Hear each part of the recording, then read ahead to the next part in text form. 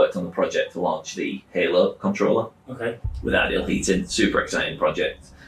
So smart controller, it came with a mobile phone application, easy connection to your boiler, things like geolocation, being able to change your heating schedule on and off from your phone, or don't even touch your phone or your controller and use geolocation. It turns on and off how close you are to your house. How do you think IoT will evolve, will change people's life at home or at work over the next 10 years? It's a broad question, isn't it? It's a broad question, Craig. Yeah. Chip in, Jamie. Yeah. Obviously, you said you struggled with stress, or depression, at one point. And then obviously you mentioned you had a health ailment. Yeah. That must be really difficult to manage those two and your job. How did you do it? Do you know, I look back and... Hi, I'm Steve. I'm the Digital Director here at Spectrum Group. Welcome to the podcast. As usual, I'm joined by John Vanoom. I'm also joined by a special guest, Tom Lynch, who's the SaaS team leader at Siemens here in Hull. We've had a great conversation about IoT, about him learning his career as a product owner, and about mental health in the workplace. As usual, please like, subscribe and share. We really do appreciate all of your help. With all that said, welcome to Tomorrow's Workplace today.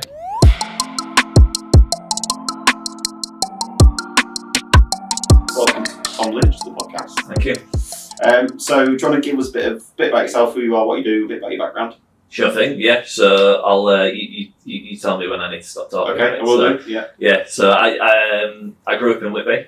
I came to Hull 2006 to go to university, studied physics. Graduated in 2009 and just stayed here after that. Career-wise, I started at Smith & Nephew. Okay. I stayed there for like 5 years and then went to Crown Paints. And then went to Reckitt Benckiser, or RB as it's now known. Okay. And then Ideal Heating, owned by Group Atlantics around the corner. And now work at Siemens, digital industry software. So you just got a list of the biggest companies at Hull. I was just about to say, that is a Rolodex of all the top businesses in That's what I'm trying to do, yeah. So Arco next, Spectrum. Spectrum. Yeah. Good, go to Spectrum first. Yeah. Welcome. One of the things that obviously in the podcast we talk about lots of different technology. One of the areas that I know you've worked on in the past, which we haven't touched on yet, is IoT. Sure. So, for beginners, imagine you're talking to John. So, IoT, what is IoT to start with? Keep it at a very high level. Sure. So IoT, Internet of Things, which is a super wide-ranging name, right? So, but generally, when someone asks me that, I point to anything that you might even have in your home, like Alexa or smart light bulbs or anything like that. That's all IoT, right? Yeah. When it comes down to consumer level, that's what you need to look at. That's IoT. So anything that is connected to the cloud that can send data either way. Anything that you can control from devices that you might have in your hand or your home or your television. That's all IoT, but it's all in industry as well. So IoT might have sensors connected to machines building things, sending live data back and forth, and you're able to look at that data and share it and see what's going on live with any machines. Excellent. And it's more and more IoT is popping up everywhere, both in our homes and in industry as well. Absolutely, yeah. You see it for yourself. Like you say, everything to do with your house is IoT now. Yeah, smart light bulbs, smart plugs, smart cookers. I was in Rent Kitchen the other day. We're getting a new kitchen at home. Smart cooker hoods. Wow. Smart coffee machines. I haven't seen this smart cooker. I don't need to be telling my wife about that. That'll add a bit of value to the budget. So what does a smart cooker hood do? I mean, you can judge for yourself whether it adds value or anything to your home, but you can basically turn your cooker hood on and off through your phone, through Alexa. You can put it on a timer, so you might leave it on and put it on a timer and it turns itself off. Or... Sounding gimmicky to me. Do you think over-engineered? Yeah. My dishwasher's now. Is it? Yeah, and my wife was like, don't need that, just press the on button. I was like, I can kind of see that, but I can also see the advantages of setting it off an hour before you get home so everything's clean and... North Ferriby. Right, got it. Wow. Posh end, yeah. Wow. Yeah. But just going back to IoT in industry, And what were you using it for? What did you implement it into to sort of add value to the product or the service you were using? Sure. So when I was at Ideal Heating, it was more consumer based as opposed to industry based. So you can see on my LinkedIn profile, I worked on the project to launch the Halo controller. Okay. With Ideal Heating, super exciting project. So smart controller to rival things like Nest and Hive and things, right? Okay. So yeah, it came with a phone application, mobile phone application. Easy connection to your boiler. Things like geolocation, being able to change your heating schedule on and off from your phone, or don't even touch your phone or your controller and use geolocation. It turns on and off how close you are to your house. You link it to Alexa. I've got it at my house. You can just say, Alexa, turn the heating on, turn the heating off, set it to 22 degrees. Not the current climate we're No, clearly. Set it to 19. I'll turn it off generally. Yeah. Warning. Yeah. Wife is putting it on to 22. It's a good feature, that. I like that. Yeah. So all of that good stuff. Yeah, so that was super. That's something I'm really, really proud of as well. It's like I say, I put that right up front on my LinkedIn page, because it was a really good project. Talk us through the development of that then. So right from, I guess, first day on the project, job, whatever it was, through to getting it live and kind of how you built on that. Yeah, we were talking beforehand, it was my first venture into working on software projects, right? So day one was like, we want to launch a new control for Ideal boilers. There was already one out there, but it was time to iterate and move on to the next gen technology. So it was starting from, there was a bit of work done beforehand. So it was like, look, what have we got now? What's the next gen technology? What can we add into it? What can we make it a better product? So that's where we were. But we were essentially left with a blank slate of, right, let's go do it. Let's make the best controller we can. So did they have an IoT product already, or was it? They had an IoT product already, yeah. Okay. So there was a controller called the Touch controller out there. Okay. It was just like, right, we've got that. Let's go on to the next one then. Been out for a while. Was it building from ground up, or did you take what was already there and iterate it from that? No, it was building from the ground up, yeah. Okay. So it was like, look, we've got this now, but let's ground up. It's a new team as well. So it's a specific IoT team into Ideal, which was new for them at the time. Okay. And that was it. So go ground up.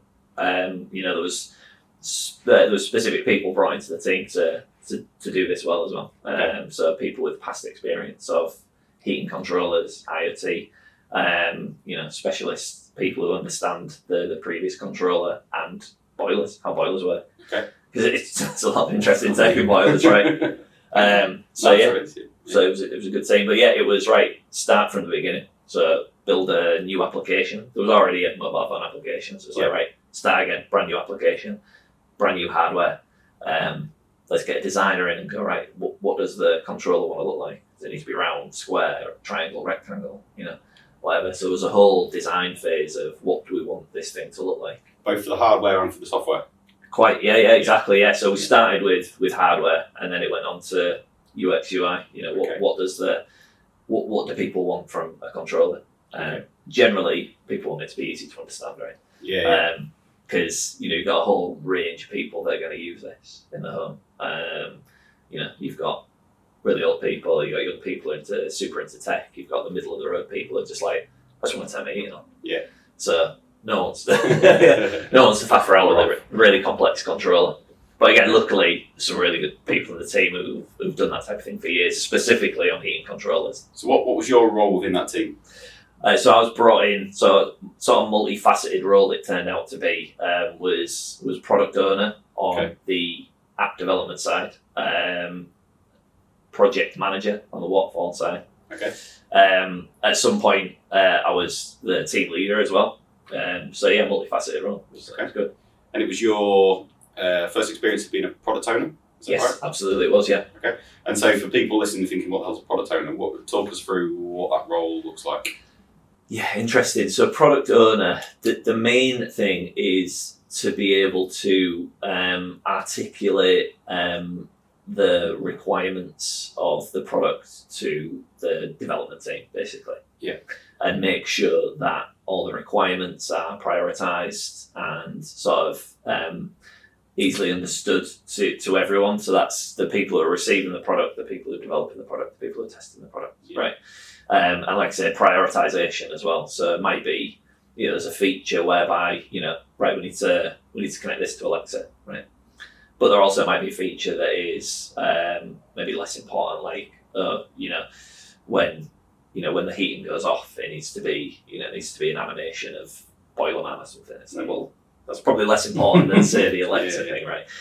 So you need to go through that and be able to articulate that all the way through. So that's to your developers, to your customer, and probably to management as well. Mm.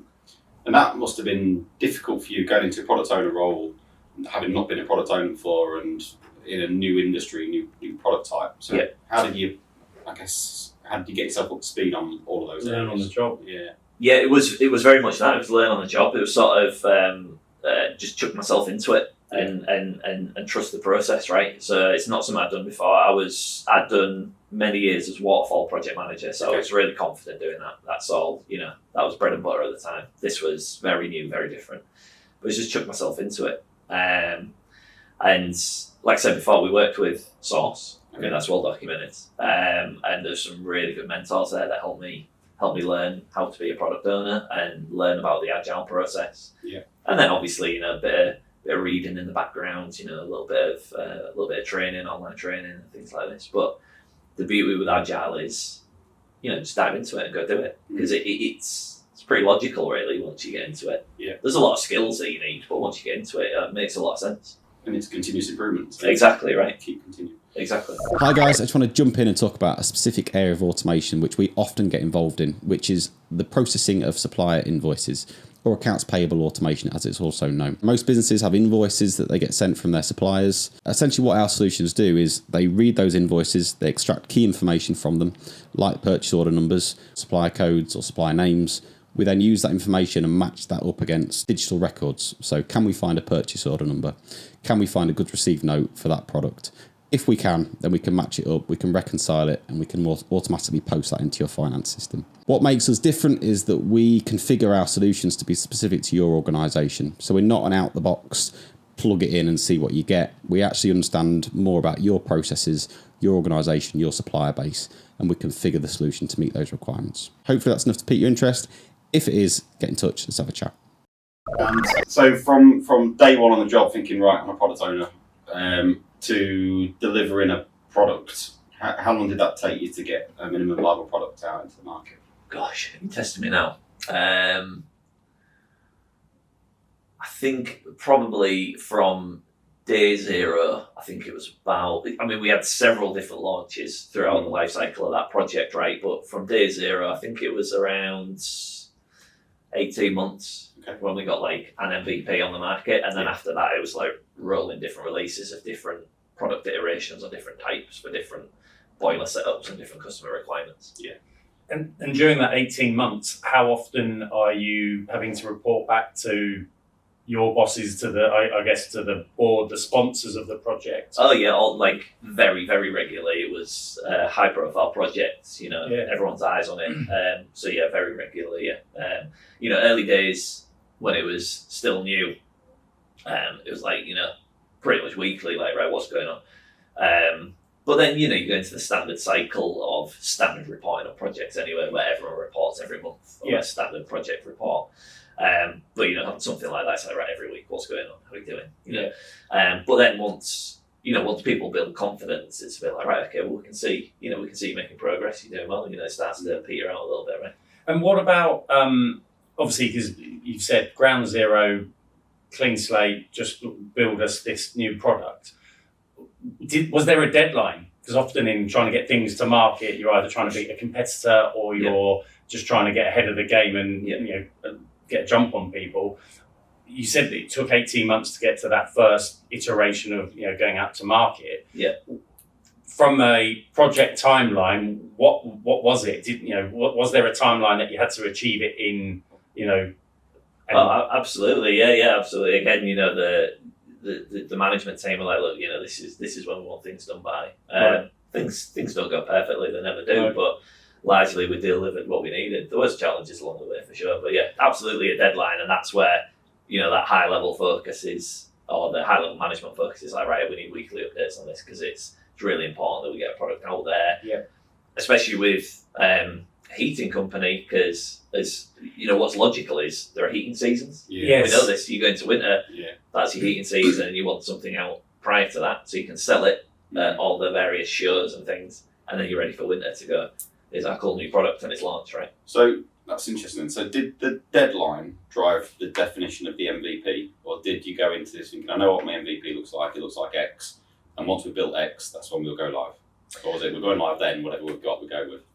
I think the beauty of Agile, the way we've looked at it, is a bit of give and take on that, right? So for sure, the deadline drives what you can achieve as your MVP, for sure. But there's a bit of give and take to say, is there a bit of leeway in that deadline to say, well, there's all these cool features you want, and perhaps the MVP isn't everything that you want. Do you want to push out a little bit and get a bit more in for your MVP, or do you want to wait for an iteration after that to say, here's some cool new features sometime later? Yeah. So there's all that give and take, right? And that's part of the skill of Agile, and doing Agile is having those conversations with your customers internally to say, look, here's the deadline, here's the MVP, or can we go a bit further and get more on that MVP? And I always think as a product owner, the most difficult job is managing stakeholders, because everyone's got a different view of what they want and what the priority should be. So Absolutely, yeah. how did you handle that? How do you handle it?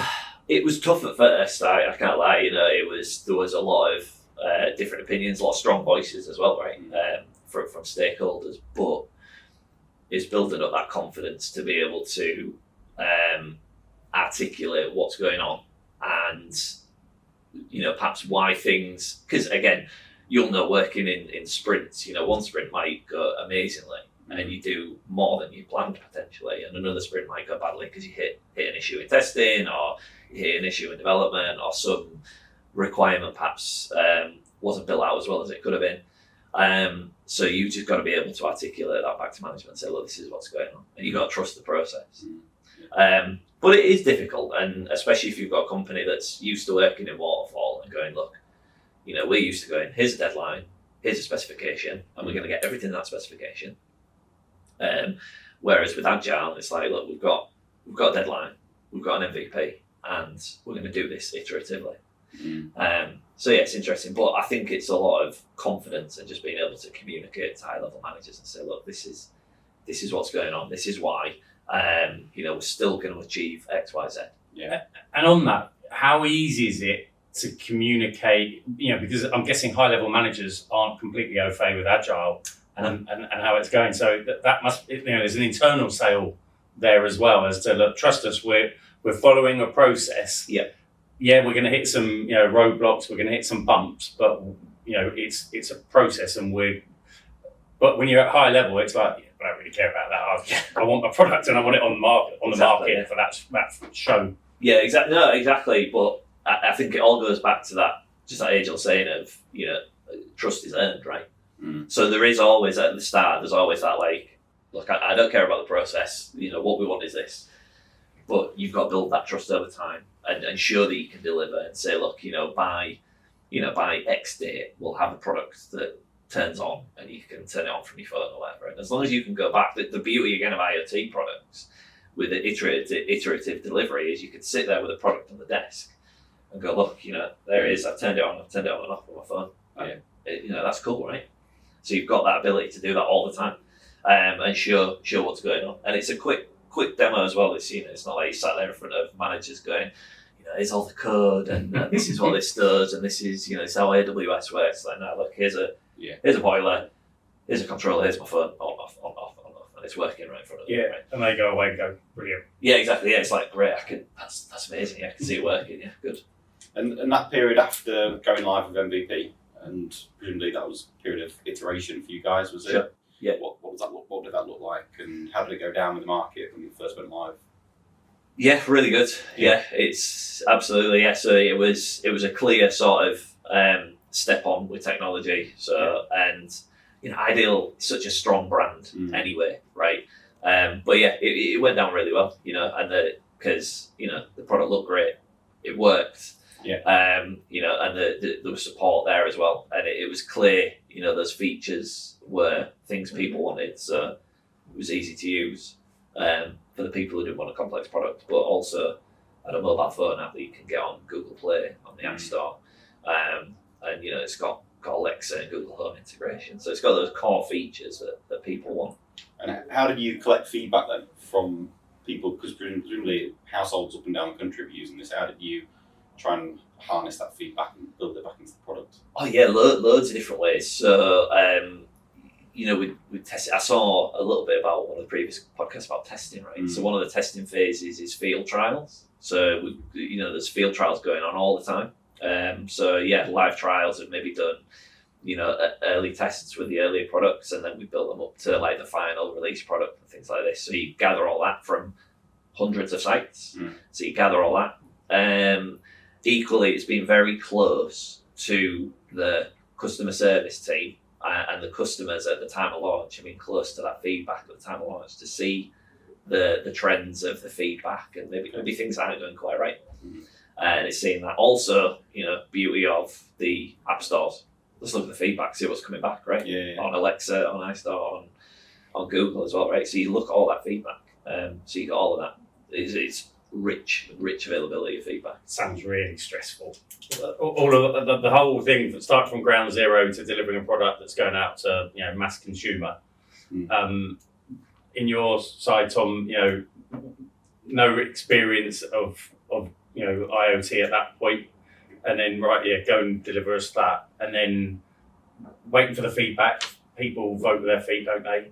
That just sounds. I have to answer to you and a couple of other people, but you know, that sounds way more stressful to me. And you haven't got a grey hair. Unbelievable. I know. Yeah, it's only just because I've got a fresh fade and can't see it. It's like, grows out, right? It is stressful. Yeah, it was. Because again, I'm gonna nick what the guy said on the software testing one. Is like you get people telling your baby's ugly, right?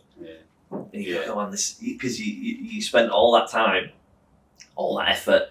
And you know, you get emotionally invested in these things. You try not to. You try and separate yourself, but you can't help it because you're there all the way through, and you're like, because you look at it from a drawing or a drawing on a piece of paper from a designer to like a 3D rendering, and then you see it in your hands, and you're like, oh wow, we did this, guys. You know, you look at it with the team, you go, look at what we've done. This is amazing. You know, we've got a product from nothing to something that connects to an actual boiler, and I can talk to my house, and it turns the heating on, right? You know, we're living in a sci-fi movie. We've done this, right? But then occasionally, you know, you get people that feedback and go, oh, it's rubbish. You know, doesn't work. You know, what load of rubbish.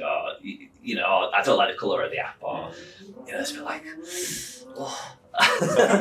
So how do you handle that then? You got to try and take the emotion out and figure out what people are trying to tell you.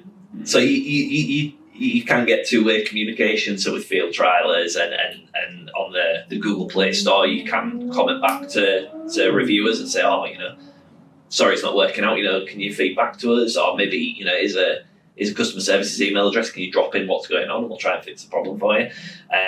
Sometimes that doesn't work, but you know, you've got to take the emotion out of it and go, right, okay, well, you know, maybe it's not great. The beauty of it is, though, the other side is you get glowing feedback. You know, people say, oh man, this is amazing, brilliant, looks great. You float home. Yeah, it's amazing, yeah, and you're like, great. Luckily, you know, a lot of the good feedback outweighs the bad, but there is there, and it's inevitable with any software, any IoT product. Someone ain't going to be happy about it. Yeah, and then today it's part of the process, isn't it? Of course. You want the feedback because it is an iterative development process. Absolutely, yeah, exactly, yeah. That's the thing is, it's a bit staid, but feedback is a gift, right? But it is, especially with software products, because there's a lot of feedback. You know, so some of it's probably not great. Like someone might just say, like, it's rubbish. Yeah. Like, well, thanks for being so constructive. Yeah. That's not really a gift. But someone might say, oh, you know, I've had a problem with, you know, the way I've controlled this, and some people will be really, really articulate what they're not going on with. It's brilliant, right? That's great. And you know, you look for patterns and see if other people have the same issue. And you're like, brilliant, this is perfect. Because then, you know, you can go back as a product owner, go back to a developer and say, right, this is the issue. How do we fix it? Spot on. So, if you look back, because every big project I've done, I always look back and think, I should have done this, I should have not done that. Yeah. What are the lessons that you've learned during that project? It's an interesting one. So, well, just what we've talked about is trying to take the emotion out of things a little bit, because it's hard to, especially when you develop, you work with a team to develop a product, so it's hard to take the emotion out for sure. And then I think, the critical things that I had to learn along the way, which I wish I'd learned earlier, is the ability to discuss with stakeholders about features and how to prioritise them. Is something that you have to learn. And early doors, perhaps it was a challenge, and maybe I was a little too swayed by stakeholders, perhaps. But you learn that along the way and go, right, okay, no, this is what we need to do. Because there's a certain amount of technical debt, which is a term, right, that you need to pick up on and go, look, if we do this now, it's going to make the product better. Like 6 months from now, it's going to make the development process easier. So if we do this now, we're going to buy ourselves time later. Yeah. So you've got to be able to articulate that as well. So I think those are the two main things, but definitely trying to take the emotion out as much as possible. Yeah. Okay. So you then moved on from Groupe Atlantique. Yeah. And you moved to Siemens. Just talk about, I know not detail, but what is it you're doing at Siemens at the minute? Yeah, so Siemens, so new opportunity for me. So I am a SaaS team lead for the UK services team. Okay. So I work for Digital Industry Software. Okay.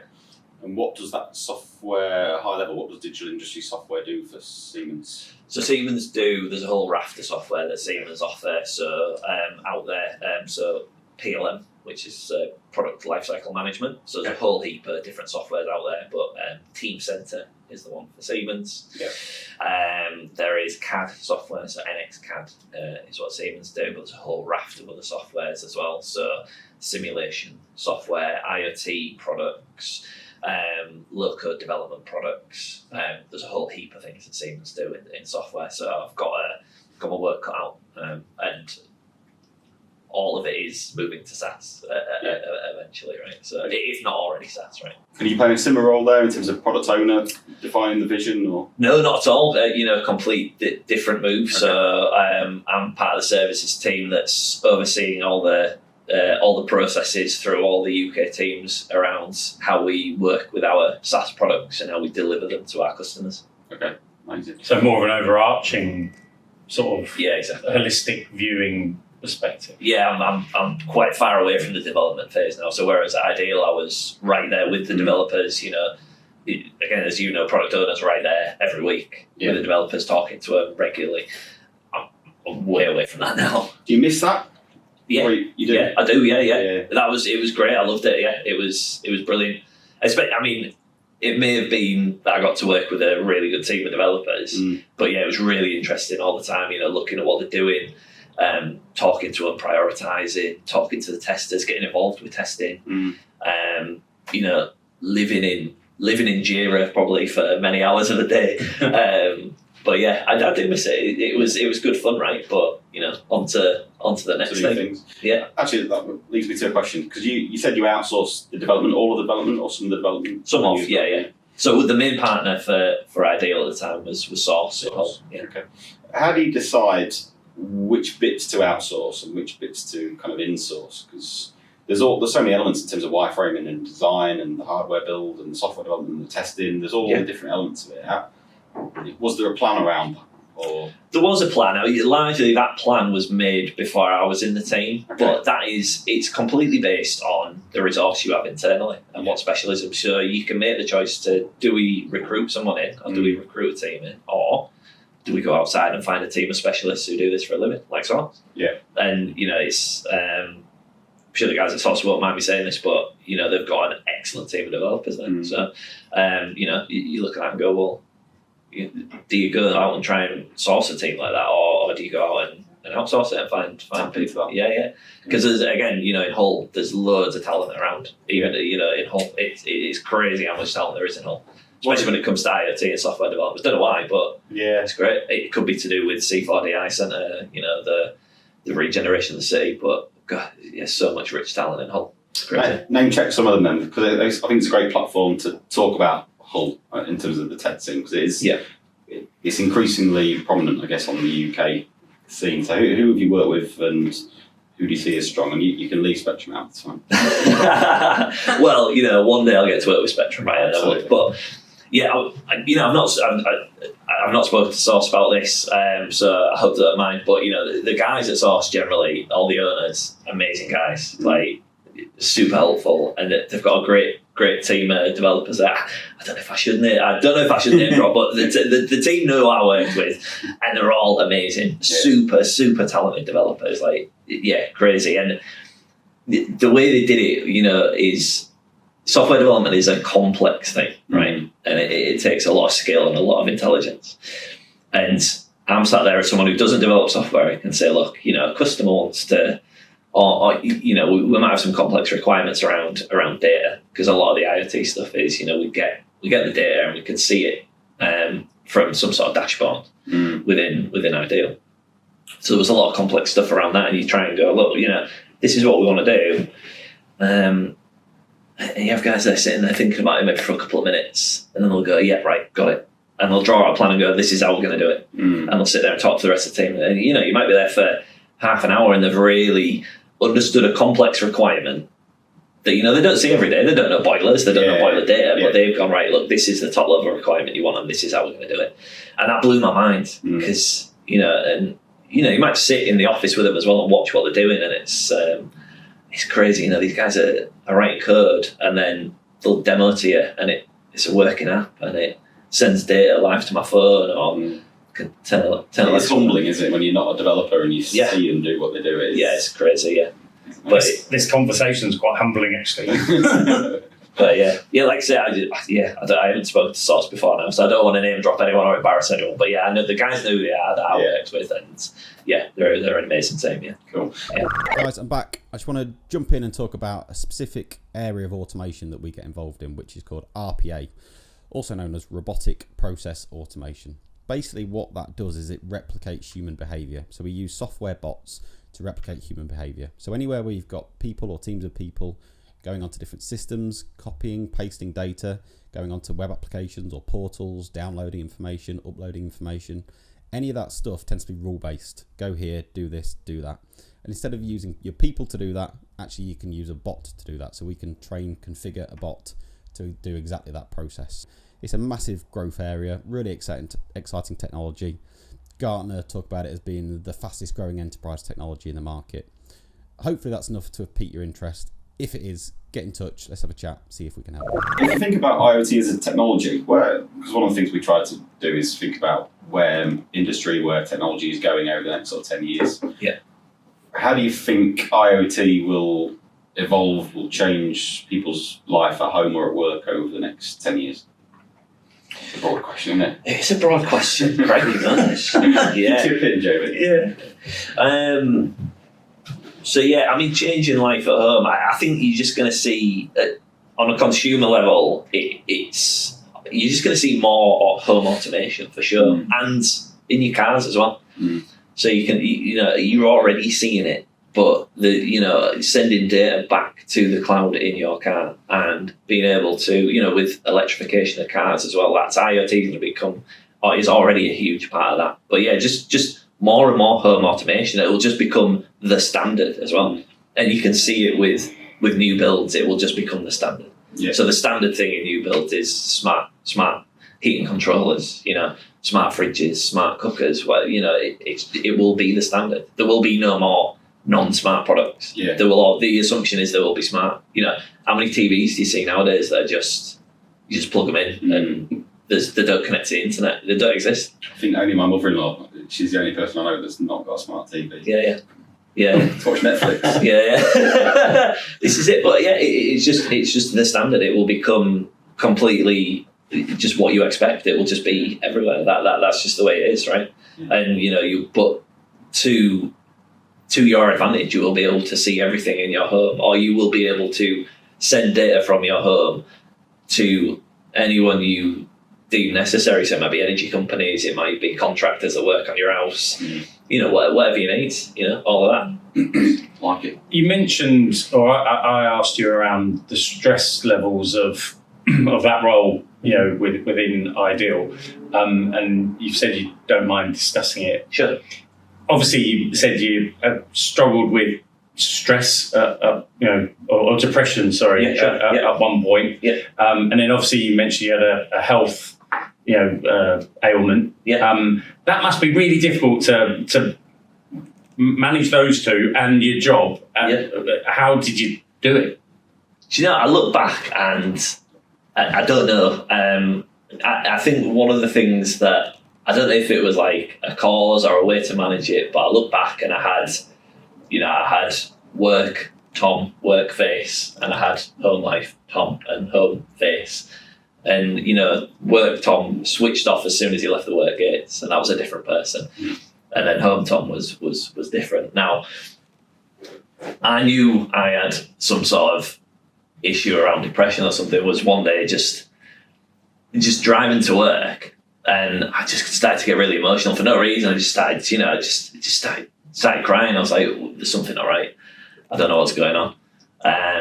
And there was a lot of things going on, but it is hard to manage. But the main thing is to, admit there's a problem and go and seek help and talk to someone about it and be open and honest about it. Especially as a young man, it's sort of like, well, just deal with it, or it's a bit of a, but because my view on depression before that was, it's just a bit of a weakness. You just need to man up and deal with it and just get on with it, and you'll get over it. But it's not that. It's something. It's an illness that you need help with. You need to go to talk to the doctors or a therapist, right? But luckily enough, I've got a great girlfriend. Went to see the doctors and they took it seriously, and I got to go to therapy and get medication, and that's great. But yeah, and I think part of it is having those two different personas didn't help.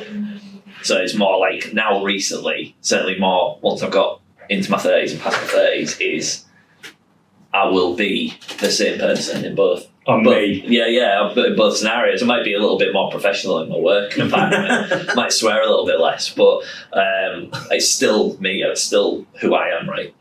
So perhaps that didn't help. But yeah, I still managed to get to work. Still managed to do my work. But I was unhappy, but I still managed to do it. I don't think anyone at work noticed there was a problem. I told my manager about it at the time. But were there things at work that you think triggered it, or was it just you just had to live with it during work? It's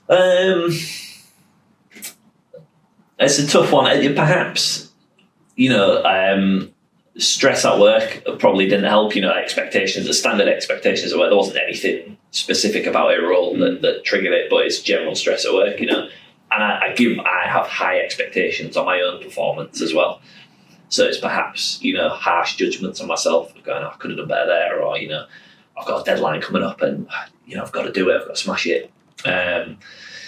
So yeah, that didn't help. But there's other things going on at the time that and it all just came to a head, and it's like, right, I've got to deal with this better in a different way.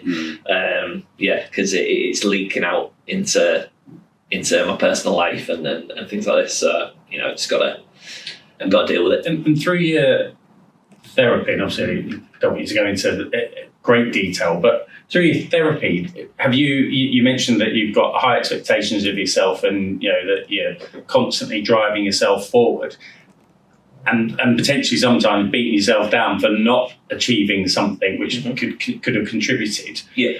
Have you, now that you're one Tom, and slightly different in work and out of work, just as you said, have you found that you still got the same determination and goals, but maybe you're a little bit lighter on yourself if something doesn't quite exactly happen? That. Yeah, exactly that. Yeah. So exactly that. So I've still got that same drive of like, I've got an idea of where I want to be and what I can, what I'm capable of. But yeah, a lot easier on myself. So it might be like, look, might not get this thing done today, or there's a deadline coming up, and it's we'll get there. But it's just be easier on yourself and have more of a work-life balance, right? Right. Yeah. I was going to say, are there any other mechanisms that you use for coping? So better work-life balance, reduce working hours. Oh, definitely. Yeah, better work-life balance. That's a big one. Is being more being more present with my family. I've got a girlfriend and a son who's 8 years old now.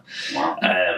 So being present for those guys and just doing anything really. And then just recently I've taken up golf, so in the last year, so that's good, because that's another, what I found with golf is that's another thing it's quite hard to learn, right? And it's hard to be good at. So it's a good thing to challenge myself and be like, right, this is a thing that's not going to affect anything I do at work. It's not going to affect how much I get paid, but it's a thing to try and get good at, and it's hard. I find it hard. I find it very hard. Yeah. It's a good distraction, isn't it? Yeah, it's great, yeah. Because when you're out there and you're trying to hit the ball straight or things like that, the focus then becomes that, and everything else that's going on in your world goes away. And my problem is, I love golf and I'm all right at it, is that I then want to be the perfectionist in that, and then I get home and I've shot a rubbish score, and the wife's like, how was your day? Don't answer it, I can tell, because I've got a face like that's my weekend. Warning, mind that. But I find myself in that headspace of, you're getting better at golf, right? And I'm getting lessons now from another hole boy, so Joe Coyle, right? He's teaching me to play golf, right? Yeah, he's a great guy, right?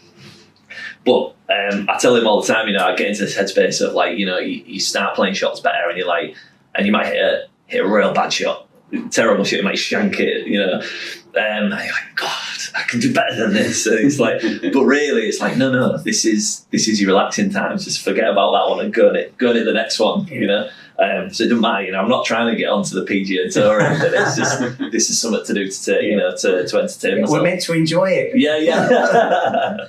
So it's just having that whole mindset again of like, that's okay. It's like, I probably can do better, but let's go again. I've only done this for a year, so it's just go find a ball. You're not going to be off scratching a year. Yeah, exactly. Yeah. I'll just get a new ball out of the bag and carry on. So going back to kind of you and your career, do you have a clear view in terms of where you want to be in kind of 10 years? Where do you see yourself in 10 years' time? Do you know what? No. And I think if I look back, because I've been thinking about this leading up to this podcast, because I've been dead worried about, like, guys, is anyone going to find me interesting? Because I haven't done anything particularly exciting. But do you know what? No. And I thought, as a younger man, when I was in my late 20s, I thought, right, I've got to have a 5-year plan. Because I look at all these other people, people I used to go to school with, or people on LinkedIn, are like, right, this is my 5-year plan, or this was my 5-year plan, and I've hit it, and brilliant, and I'm this director or whatever. It's like, I thought I need to have one, and I was like, punishing myself, like, right, this is my 5-year plan, this is where I want to be. No, I don't anymore. And I don't know if it's because of the way my career has shaped, or the way I've gone through my career, because what I found myself doing is sort of plunging myself into jobs or roles that I didn't really know, or didn't have a lot of experience of beforehand, or it might be a brand new role that the company's gone, do you know what, talking to you, Tom, I think you'd be a good fit for this role. I go, but you ain't got any experience of it. They're like, yeah, but you'd be fine. Just go do it. So I've been like, okay. So that's what I've done. I think in my head, I know perhaps that I don't want to be, chief officer or anything like this on, board level management, because I like being able to manage my time at where I'm at now. But I think for now it's more about, I'm going to keep going, I'm going to keep pushing myself to be the best I can at what I'm doing at the time, and see what opportunities come along from that, right? That's all right, isn't it? And I think there can be a pressure on maybe guys, that you have to keep moving up the career ladder, you have to keep going to the C-suite. Why? You don't have to work 60, 70 hours a week, do you? No. You can enjoy your life outside of work. No, exactly. And it's all part of that thing, that mental health thing for me. It's like, I like being able to turn my computer off at the end of the workday and leave my computer on my phone, my work phone in my office, and go sit downstairs with my son and my girlfriend, watch a bit of telly, eat tea, play a board game. And the next day, 9am, 8:30am, start again. I like it. When you were at uni and you were obviously doing your physics degree, did you ever, so I appreciate now you don't have a 5-10 year plan going forward, but when you were doing your degree, did you have a view of what you wanted to do? Because I often speak to friends or kids of friends, and they're like, I don't really know what we're going to do, which is obviously a typical kind of like 18, 19-year-old. But when you were actually, and you may have already had a vision, but when you were doing your degree, did you kind of think, right, I want to go into software, I want to do that? No, and that's interesting, and I've spoken to. I've been through the Institute of Physics. I've been able to talk to students, and through all the university, I've been able to talk to students and say one of my biggest regrets at uni, and I loved uni. University Hull's great, excellent physics department, but one of my personal regrets is I didn't prepare myself enough to have a plan at the end of uni. Because what I found is the people who I went to uni with on physics courses really had a plan in the last year to get themselves out there, go talk to prospective employers, talk about what they're doing, and spend that last year doing that and going to all these career fairs. I didn't do that. I did well at uni, love studying, got a good degree, but I just didn't do that career bit. I just thought, I'll save that. I'll do that after. I'll go out and I'll have a physics degree. Yeah. And and it's amazing. Physics is brilliant. I'll be one of the best graduates out there. Everyone will be throwing jobs at me. It'd be amazing. It's not like that. No one gives a monkeys, right? But that's one of my biggest regrets is I should have been more prepared at the end of uni. So I didn't. I had a thought in my mind, I'll go use my physics degree. I tried to get onto the nuclear graduate scheme. Tried to get a job at a laser manufacturer because my last year project was around lasers. But it just didn't work out that way. And I should have spent a bit more time prepping, the last 6 months in my third year, or the whole year. Should have just gone out and done it and seen, that my fellow students doing it. And I thought, let's go to the pub or, do this instead. But I should have done that. And I'll tell every student that I talk to till I'm blue in the face, like, do that. Because it will make it, the small amount of time you commit to doing that will make a huge difference to what you're doing. That's not to say you can't be successful and not do that, because I've been lucky enough to be successful. But as your CV says, with all the blue chip companies that you've got on there, you do too bad. It will give you a head start, for sure. Yeah, agree. Wonderful. I'm going to leave it there. But cool. Thank you very much for your time, Tom. My pleasure. Yeah, really enjoyed it. Yeah, I really enjoyed it. Right, before you go, I'm under strict instructions by our content wizard to ask you to like, subscribe, share, comment, do whatever you can to feed the algorithm. As usual, I'll see you next Monday at 7 a.m. for another really insightful conversation. Thank you very much.